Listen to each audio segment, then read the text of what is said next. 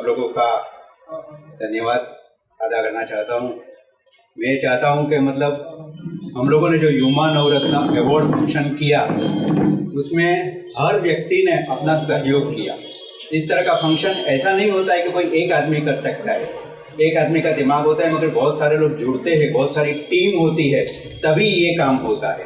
उसमें काफ़ी वॉलंटियर्स होते हैं, काफ़ी फ्रेंड्स होते हैं, काफ़ी फाइनेंशियल सपोर्ट करते हैं, तभी ये प्रोग्राम होता है।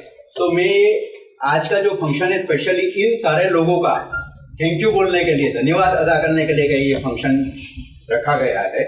संजय भट्ट एमने જ્યાંથી જ આપણને છોડ્યા છે એના અનુસંધાને જ આપણને કહી શકું, એવોર્ડ એવા લોકોને શોધીને આપવાનો એમને પ્રયાસ કર્યો કે જેના હૃદયમાં એક સંવેદના હતી, પ્રકૃતિના વિવિધ જીવો સાથે અજ્ઞાનતા સાથે અન્યાય થાય એનું જે લોકો જતન કરે છે। ભારતની આકાશવાણીનો એક વ્યક્તિ રૂબરૂ મળીને આંખ મેળવીને એની સેવાને બિરદાવે।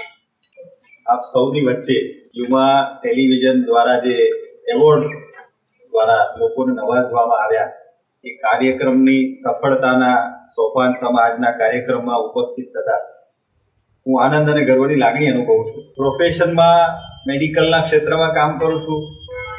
સમાજ સેવા એ મારા લોહીના ગુણોમાં આવેલો છે, જેના દ્વારા સ્વામીજી મળ્યા છે। સ્વામીજીએ કહ્યું એ પ્રમાણે કદાચ એ માળા કરતા હોત તો એમની બાજુમાં હું બેઠો જ ના હોત, પણ એ કંઈક જુદા પ્રકારનો માણસ છે કે એને લોકોના જીવનની અંદર જે આજે જે જીવી રહ્યા છે, અમારા જો કેટલાક વિચારો મળતા હશે, એમાંનો એક સૌથી અગત્યનો વિચાર આજે કોઈ લોકો છે, ખાસ ભટ્ટ પણ, કે જે માણસ આજે જ્યાં જીવે છે એ બહેતર કેવી રીતે જીવી શકે, એના જીવનમાં શું બદલાવ આવે કે વધારે આનંદથી જીવી શકે, એવો આ એક પ્રયાસ છે। આ એવોર્ડ પણ એમાંનો જ એક છે। જે સમાજની અંદર સન્માન ના હોય, સ્વીકાર ના હોય, એ સમાજનું ભવિષ્ય ના હોઈ શકે।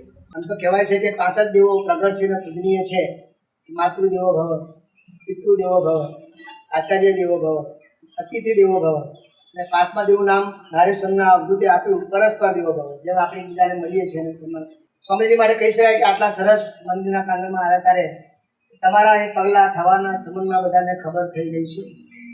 ઝુકાવી છે ડાળીઓ એ ગરદન, અને આ સૌ ફૂલોની નજર પણ નીચી થઈ ગઈ છે। સૌને સ્વાગત કરું છું।